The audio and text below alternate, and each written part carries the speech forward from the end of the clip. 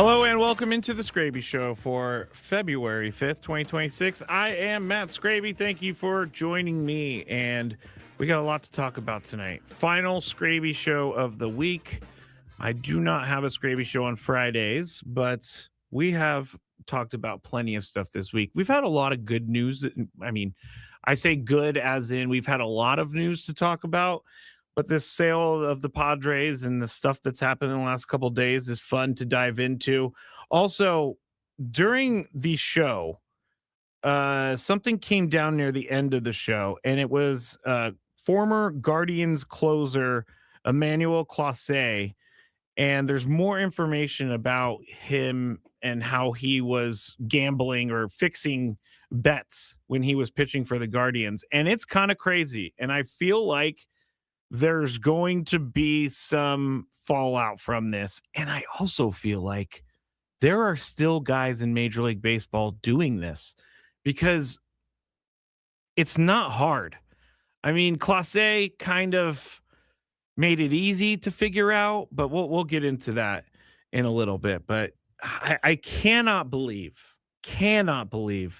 that two major league players threw or allegedly threw away their career for a relatively small amount of money. So we'll get into that. But we're going to start with the sale of the team. And that is something that we talked about last night. That is something that we are going to continue to talk about. But there's been some new reporting. Dennis Lin in The Athletic reporting that initial bids are expected around the end of February. And there are certain there was like 3 or 4 identified buyers or suitors. Joe Lacob is one we talk about. Also, you have Jose Feliciano, who is an owner of an English Premier League team. I believe it's not Everton, Chelsea. I shouldn't say that. Dan Friedkin, born in San Diego, he owns Everton and Serie A club AS Roma, and he did attempt to buy the Boston Celtics last spring. So the Feliciano's private equity firm, Clear Lake Capital, is the majority owner. Oh, it was Chelsea. I talked about it weeks ago, and I don't think a capital group is my favorite thing. Obviously, I have no say in the process whatsoever, but I do not like folding the Padres into a capital group that has a bunch of different teams, because when we talked about the Red Sox a little bit 2 weeks ago or so, the Red Sox whole thing was that they aren't getting the money that they need because their Fenway Capital or Sports Capital Group also owns a Premier League team, and money that the Red Sox made was pooled and they paid for stadium improvements in England. So I know that, again, I have no choice over the matter, but and nothing against Mr. Feliciano, but I do not want a private equity firm buying this team. I feel like that there's a personal touch that will be lost. Now, Dan Friedkin, I looked into his background a little bit. He's worth a lot of money, and so he is worth $10.1 billion. Oh my goodness, I wish I had a quarter of that. Not even a quarter. 365th of that. But Dan Friedkin, he owns a Gulf States Toyota, which sold $11.4 billion worth of Toyotas in 2024. So he has some money behind him. The company is based in Houston, and they distribute cars or Toyota vehicles in Texas, Arkansas, Louisiana, Mississippi, and Oklahoma. Here's the thing. I don't see anything about San Diego in here. I know that he was born here, but I see a lot of people saying he would be the guy because he's a San Diegan. I need to look into it a little bit more. I'm not saying that anyone's wrong about him being a San Diegan, but most of his business seems like it's done in the Midwest. But does that bother everyone? I don't think it does. But when you're saying, yes, he was born in San Diego, but I'll look more into that. Ben Woods this morning had the writer on Sportico or of Sportico join their show, and he had some great clips. Eben Novi Williams, he is of Sportico, as I said, and Ben Woods asked him, should Padres fans be cautious about a new owner? Here's what he said. I think the caution is that you just never know, even if people have money, how much they're willing to spend. And I think if you know any fans of the Baltimore Orioles, they were very frustrated with their ownership for a very long time. A new billionaire, multi-billionaire owner came in right at a time when the team felt like on the field was poised to be a dominant force in baseball. And 2.5 years later, I think most of those fans would tell you that they're pretty livid that David Rubenstein hasn't spent more and hasn't dedicated more to a team at a time when the potential was all there. So yes, Jose Feliciano and Joe Lacob and Dan Friedkin, the three buyers who I know are interested in the Padres, they all have a lot of money. But it's you never know if that person is willing to, how much they're willing to spend. And in baseball, as you guys know, it's a critical component. It's not as critical in the NFL, where everyone pays the same amount and every owner, regardless of who they are, has a salary cap that they abide to. In baseball, that's the difference in many cases between winning and losing. And that's a very good point about the Baltimore Orioles owner. I mean, we talked about it, I remember, in the Big 5 years ago about the team being sold. I believe it was the Antonelli family. I may be wrong about that. I'm just throwing things out there apparently tonight. But, that's a great point, because you never know what we're going to get. And I just spent, 2 minutes ago, I was saying, oh, this guy was born in San Diego, but I don't know if he's from San Diego. Honestly, it doesn't really matter to me where they're from, as long as they come in and they care about the team, they spend the money on the team that they need to, they make them competitive. That's all I really care about. That's all I really care about. Like, I want someone to care about the team, like Peter Seidler did. And we're never going to get another Peter. I know that. But we can get someone who cares about San Diego and who cares about the team. Maybe not as much as Peter, but a lot. And right now, the Padres are primed. If you build this team just a little bit more, you're looking at a team that has the chance to go to the World Series if you're able to acquire some more, not high priced players, but the right players. So why would you not buy this team and then okay, let me start that over. Why would you buy this team and then sit around on your hands and just go with status quo? I don't think you would. I think you would put money into it. And I think you would try to win as soon as possible. Let's go to this other clip from Eben from Sportico. Ben Woods asked him about more prospective buyers. If you're running this process, if you're the Padres, you want, there's drips and drabs that come out in the media, very many places that benefits you, right? That there's a benefit from this looking like it is a vibrant auction. Yes. And there's a lot of the same people that bounce around sports teams, and we'll use Feliciano and Friedkin as good examples. Both of these guys have been in the running and late stage bidders for major professional sports teams in the past couple years, in addition to the ones that they've actually purchased. So whether it's the Celtics with Friedkin, whether it's the Broncos with Jose Feliciano, he was very close to buying a chunk of the Los Angeles Chargers, actually, and that actually fell through basically at the last minute.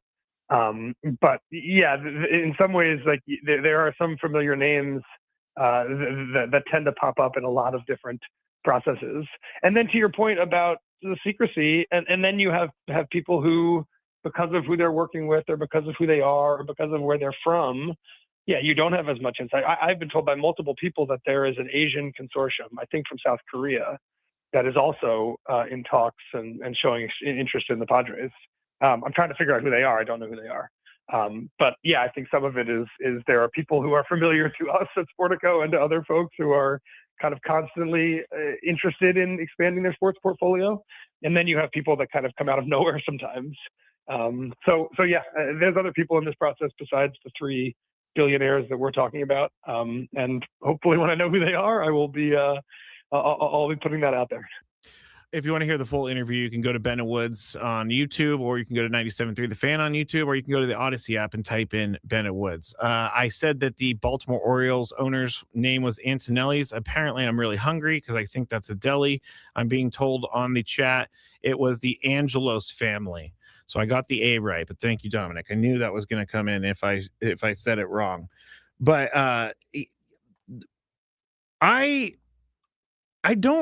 I'm going back to this because it's how I feel. I don't like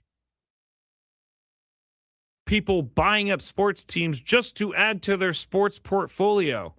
Maybe I am living in a world that does not exist anymore.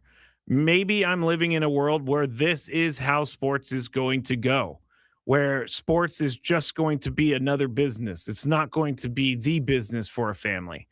I feel like this has changed in maybe the last 10, 15 years, but I want someone who cares.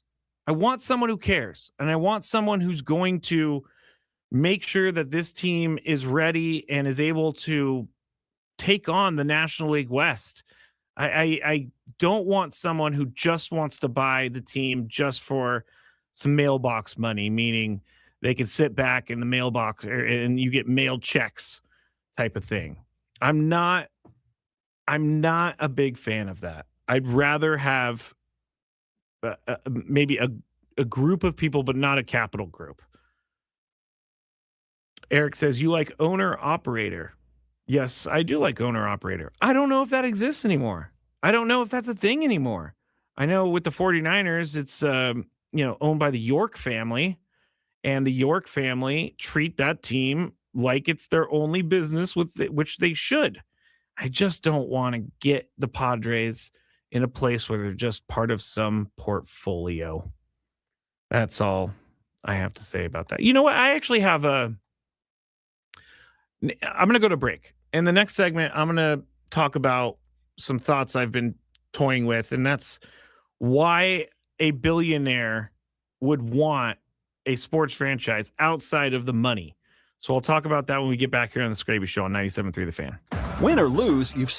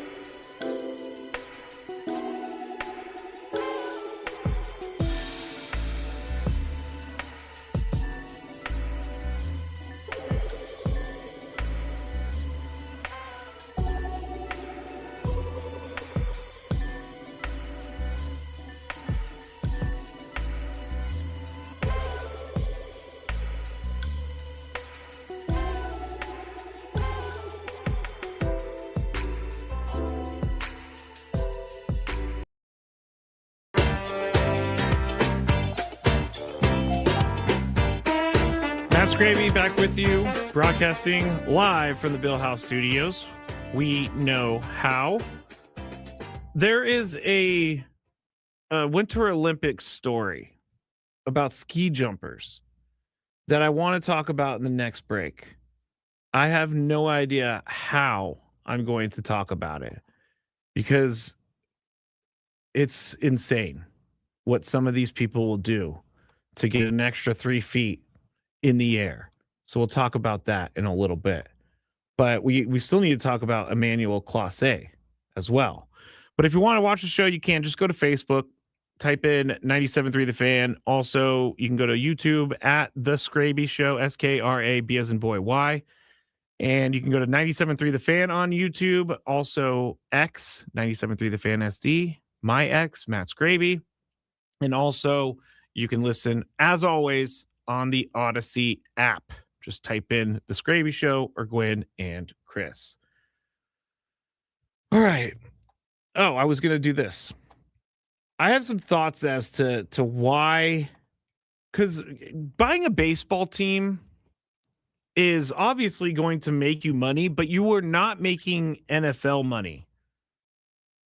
And you are not even making NBA money. You're probably making more in the NHL.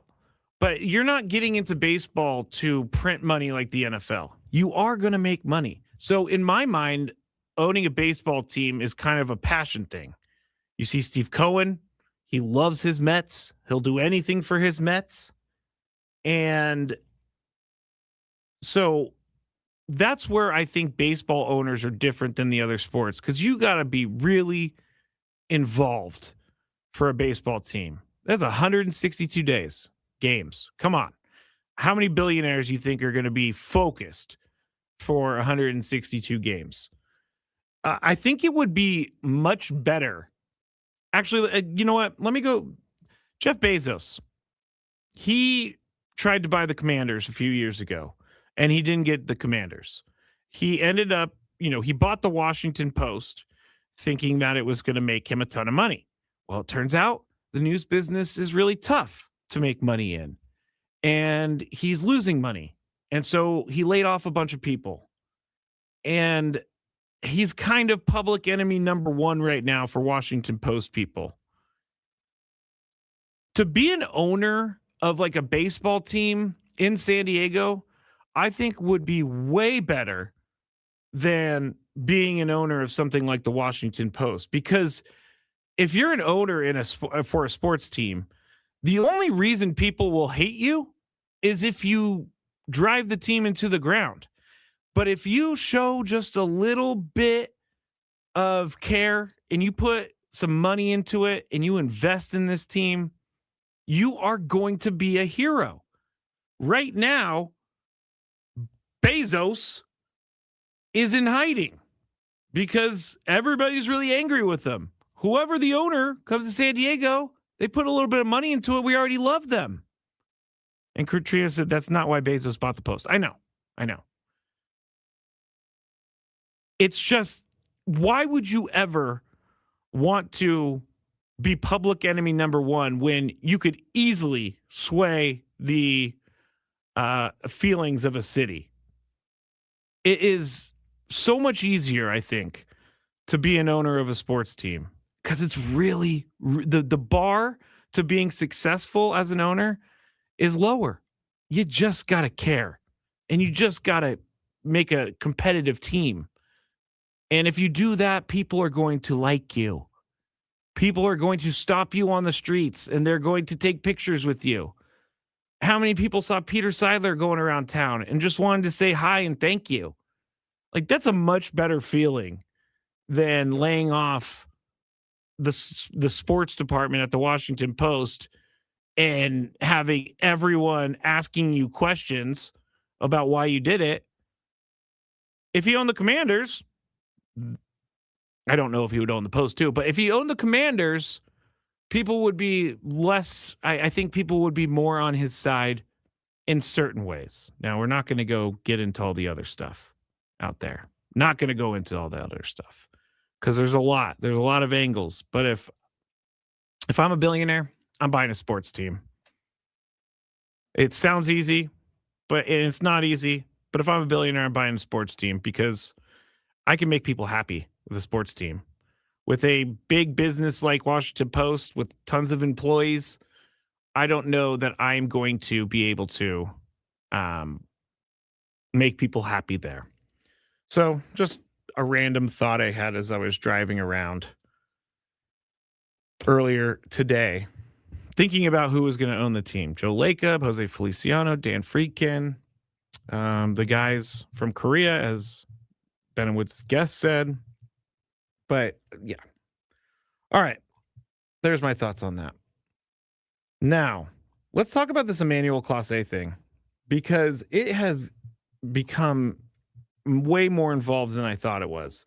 So this was last year in the season. They caught or they somehow came to the conclusion that they figured out Emmanuel Clase and alleged co-conspirator Luis Ortiz were throwing suspicious pitches to benefit bettors. Well, now they are saying that he bet in at least 48 or let me start that over. He did not bet. He was found to have been throwing suspicious pitches to benefit bettors in at least 48 games over 2 years. Federal prosecutors actually listed 9 games in which he allegedly threw rigged pitches. But this whole thing,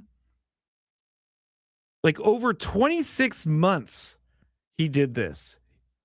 And it seems like he did it for friends back home because according to prosecutors, the two Ortiz and Clase accepted thousands of dollars in bribes to help 2 unnamed gamblers in the player's native Dominican Republic win at least $460,000 on bets placed on the speed and outcome of their pitches. So my thought about this is that I wonder, and I suspect that there are other guys in baseball doing this. And I don't know if this whole thing with Clase scared them away, but they can't be just these 2 guys. And so this is why betting is a slippery slope because, $460,000 is a lot for a lot of people, including myself. But when you're Emmanuel Clase and you signed a 5-year, $20 million contract, you're making more money than you are risking your career for. I don't get it. But if he is doing this in 48 games over the last 2 years, like, what else are we missing? Not only the 48 games, but there were records from a court proceeding that said Clase, quote, has identified, well, he hasn't identified, but they have identified at least 250 pitches on which bets were placed. 250 pitches. He's a closer. He throws maybe on average 20 pitches a game, and that might be even high, or 20 pitches an appearance. So he was doing this on 250 pitches. There has to be more people out there doing this in the league. And I'm hoping this Clase thing really scared them away because now the authorities are looking for it. I just don't know what else we need before betting is looked at as a bad thing for professional and college sports. I don't understand it because these things are popping up all over the place. You got guys in college accepting money from gamblers to affect the outcome of a game because they aren't making big NIL money. They need to figure out how to make money while they're in college. So potential bettors will approach them and give them money. You have the whole NBA scandal that was what was it, like 3 months ago? It was before the new year, but Chauncey Billups and there was a bunch of guys arrested. There was this whole illegal gambling ring. And now you got this whole baseball thing. And so if these things are out there, then there is definitely, in my opinion, more to find out there. I don't want it to be this way. I don't want to be this way. But I cannot think it was an isolated incident between two players. I just can't buy that at all. And I don't know how I can get, people to see this, but I'm going to keep saying it. Gambling is bad. If you do it responsibly and you do it for fun, that's okay. But when you do it and you're chasing your losses and then you're trying to, fix bets and things like that, that's when it takes a turn. Like, I don't mind if people put together a parlay on the Super Bowl. Why not? That's fine. I do that stuff all the time. But once I lose my $10 or $15 or whatever it is, I'm not betting for a little bit. Gambling is no different than alcoholism for me. Gambling is definitely no different because it's all the same. It's all an adrenaline rush. It's all a need. You're pulled to it because you think, hey, I know for a fact this team is going to win with this spread. And then that team loses. Like, take Gonzaga last night, for example. I'm not saying that anyone bet their life savings on Gonzaga to beat Portland by 22.5 points. But if you did, you have lost your life savings because Gonzaga lost that game last night. Even if you think it's in the bag, it's not, because things happen in sports. But I'm going to be following this story because I'm very interested about this. It's crazy. It's crazy. Texting during games, which I guess is wire fraud conspiracy. Money laundering conspiracy is another charge. They carry a potential punishment up to 20 years in prison. So I hope it was worth it. I hope it was worth it. SD Mike says, I know a few people that replace drinking with gambling. That is dangerous. That is very dangerous. It's very common, though. I mean, you transfer your addiction. For a while there, I transferred my addiction to work once I stopped drinking. I worked like 100 and something days in a row because I was just like, I need to work because if I'm not working, I'm going to drink. But that's really sad that people are taking up gambling instead of drinking. All right. When we get back, we are going to talk about this story that I brought up the other day. I did. Because there was this is when Tony said the Norwegians. Because there's a ski jumping thing that's happening, and people are up in arms in the ski jumping world. So we'll talk about that when we get back here on 97.3 The Fan.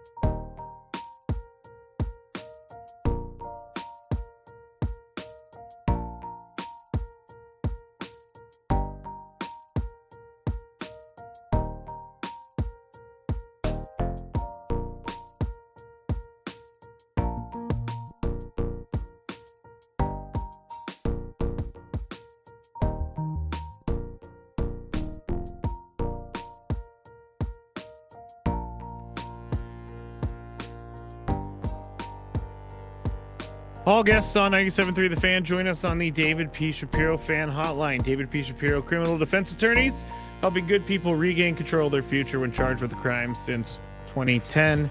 Visit davidpshapirolaw.com. Final segment for the Skraby Show of the week. We have one more show tomorrow for Gwen and Chris, and then we'll be that much closer to spring training. I cannot wait for spring training. I cannot wait to see what Miguel Andujar can do, because the Padres signed him. I think it's a good signing. I don't know why Chris was trying to tell everyone that, oh, he's not going to be a 10-time All-Star, or you're not getting a 10-time All-Star. I don't think anyone was asking for that. So, my opinion, great move. Great move. Olympics start tomorrow night. And I do have to preview the Super Bowl. I did put that as my title. We'll see if I get to it. The Olympics start tomorrow night. And I've been all over this ski jumping story. Ski jumpers, there's a big whole rigmarole about ski jumpers cheating in the Olympics. And I don't know how I'm going to talk about this, but the World Anti-Doping Agency has had to address a controversy in the world of ski jumping. Male athletes are alleged to have injected their,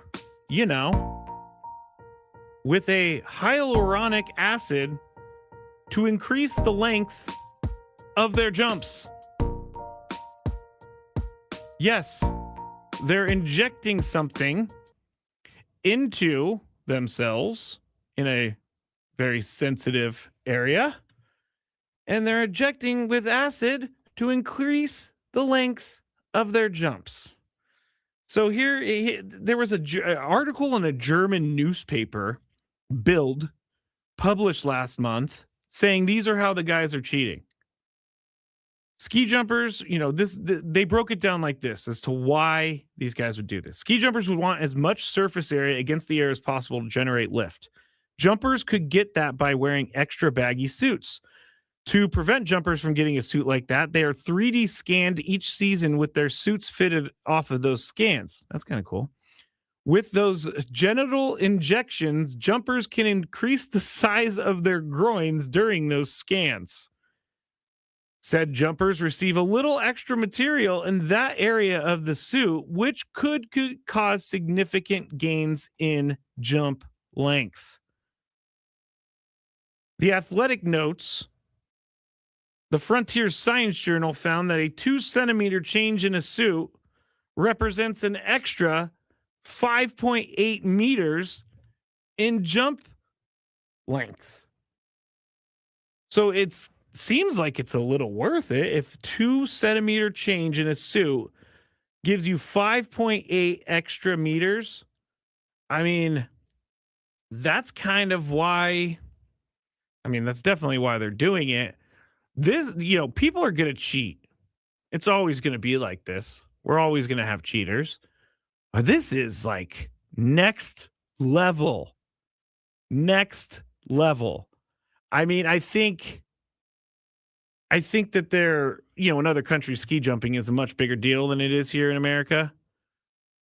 But this is wild. I don't know that I can't even imagine doing that. Trevor says 5.8 meters is huge.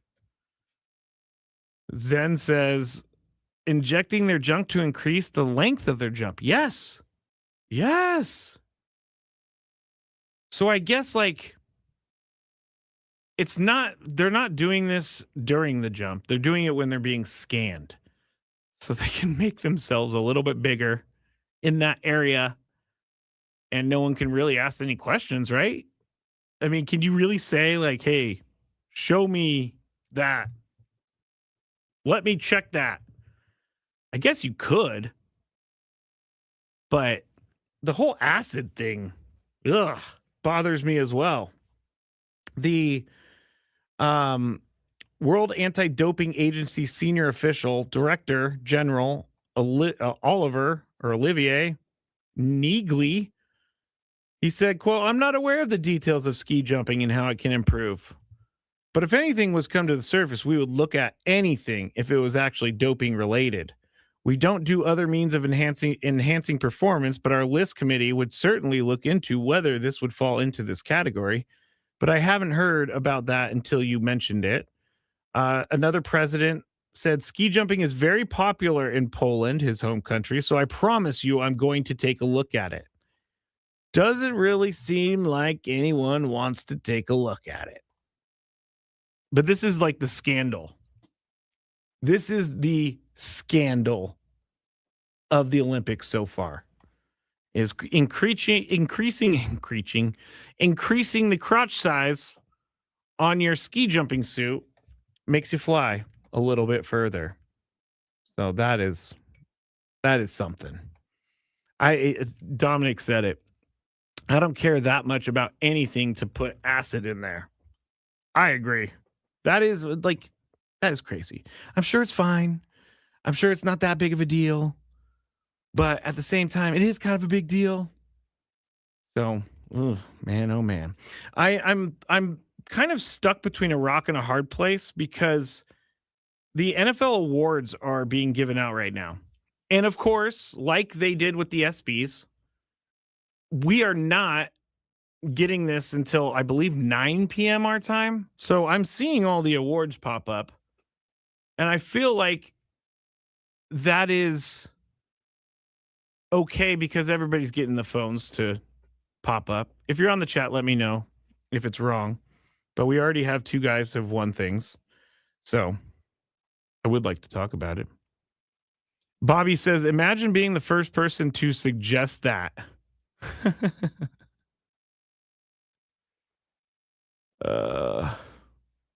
I don't know, but I wouldn't.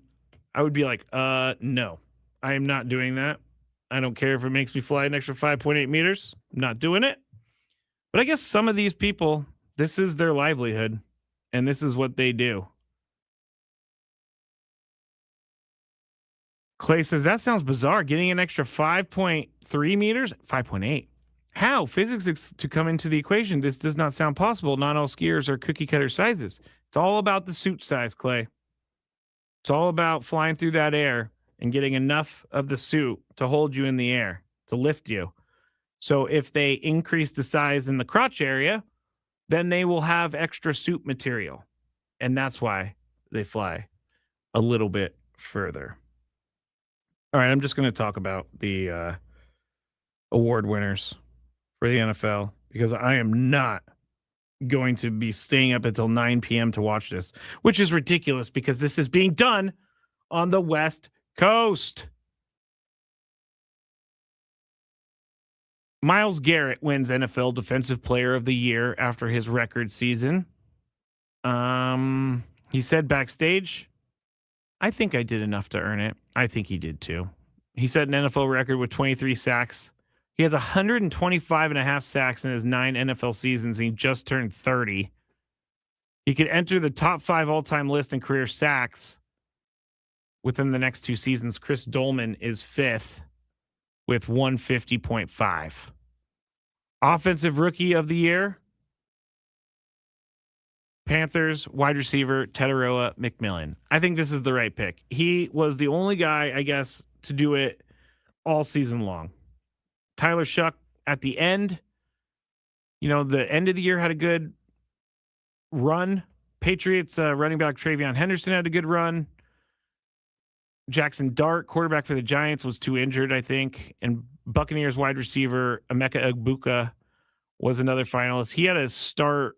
He started the season very strong, but he tailed off a little bit as the season went along. So I think Tataroa McMillan was the one who deserved that award. Protector of the Year, which means who's the best lineman. It's a new award. Chicago Bears guard Joe Thuney, or Thuney. I think it's Thuney. He's been in the NFL for 10 seasons. He's been a Pro Bowler in the past 4, but he won that award. Comeback Player of the Year award. Aiden Hutchinson was also up for this.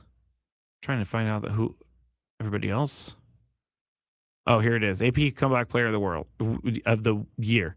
Phillip Rivers and Chris Olave each receive one first base vote. That is wild. Stephon Diggs came in 5th. Who cares? Trevor Lawrence came in 4th. I don't know that he come back from major injury. That's the thing about this Comeback Player of the Year award. I think the spirit of the award, if I can talk, the spirit of the award is for someone, in my opinion, who was hurt the year before and then came back and had an incredible season. Dak Prescott was 3rd. Aiden Hutchinson definitely qualifies for this award because he broke his leg last year, came back and had a strong season. But Christian McCaffrey, 31 first place votes. Good for Christian McCaffrey. He only played 4 games last year, or in 2024. I don't really know how to reference football seasons because they're all weird to me. Let's see. Let's go into some other football news. You know what? It's time to just talk about the Super Bowl. As Chris said earlier, the Super Bowl is not, I think, the most exciting sporting event right now. And it's because of the matchup. Now, I am a little nervous that everybody is picking Seattle to win. ESPN had 58 experts pick their Super Bowl winner. 48 picked Seattle. So 82% or almost 83% picked Seattle. The experts predicted the score 27-17. Of the 58 voters, more than half said the game will be within 7 points. Here's the key to the game. Well, there's 2 keys to the game, and they're very simple, and I'm not a genius for coming up with this. If Drake May can hold onto the ball and run the ball, I think they have a good shot. Is Seattle going to be able to account for Drake May? Drake May is a really good scrambling quarterback, and he's proven it over and over and over again. He proved it in the game against Denver when he won the game with the end around. I don't know if you actually call that an end around, but he did go around the end and get a first down to ice the game. But for Drake May, why is it always so hard to find stats sometimes? His rushing this year, he had 450 yards rushing, 4 touchdowns. So if he's able to run the ball a little bit and take the pressure off of the secondary, the Legion of Boom 2 is very good. And I don't know that the Patriots have wide receivers to make it happen. But Drake May, I think, is good enough to win a Super Bowl if he's able to scramble and if he's able to hold onto the ball. He had some turnovers during the playoffs that were not great. Really not great. The Seahawks, on the other hand, this is where my brain goes for the key to the game for the Seahawks. Can Sam Darnold just manage the game? If he starts trying to take over the game, I don't know that would be good for the Seahawks. But if Sam Darnold can not throw interceptions, not fumble, not get sacked a bunch of times, I think that they end up winning this game by more than 7 points. Because they're that good. They're absolutely that good. I'm going to do my predictions with Tony and Chris tomorrow. But I'm just hoping for a good game. That's all I really care about. All right, we got another award for the NFL. Let's see. Coach of the Year. I picked the wrong year to be trashing Mike Vrabel because he just won Coach of the Year. I definitely picked the wrong year to trash him. His team goes 14-3 and makes the Super Bowl, and I'm like, oh, he's the worst coach of all time. I don't know why anybody would hire that guy. Well, I was completely wrong about that. I'm not afraid to say it. I did think I was going to be more right than a Super Bowl appearance then. Like that's like the universe saying, Skraby or Matt, stop talking. What are you doing? Stop making predictions. I'm never going to stop making predictions. That is for sure. All right. Is it Daily Gripe time? Do we have something? Okay, it's Daily Gripe time. Let's go. What's annoying Skraby today? Let's find out. It's time for the Daily Gripe. It's so... Am I still here? Yes, I am. It's so funny that my Daily Gripe just happened to me on the work computer. It's... Okay, so I can't stand it when websites make it incredibly difficult to actually get to their website. And ESPN is really bad at this, because ESPN, I will see a push notification saying something, I don't know, Padres sign Miguel Andujar. Okay, let me click it to read more. And then it won't take me there. It just takes me to the front page of the app, and then I can never find it again. I can never find it again.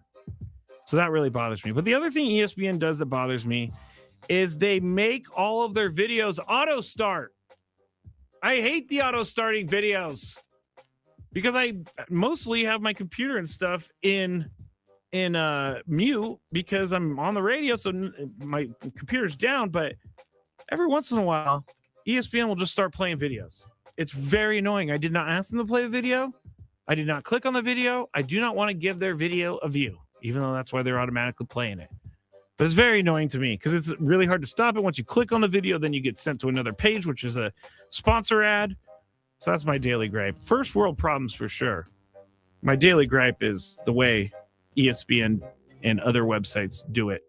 Like Yahoo Sports is another offender, because they play their videos all the time, and then you can't get their video to turn off. You have to go find it. David says the Seahawks fans are already talking trash about all their logos on our stadium. We would never hear the end of it if they won in our stadium. Do we really want to put up with that? Honestly, it doesn't bother me.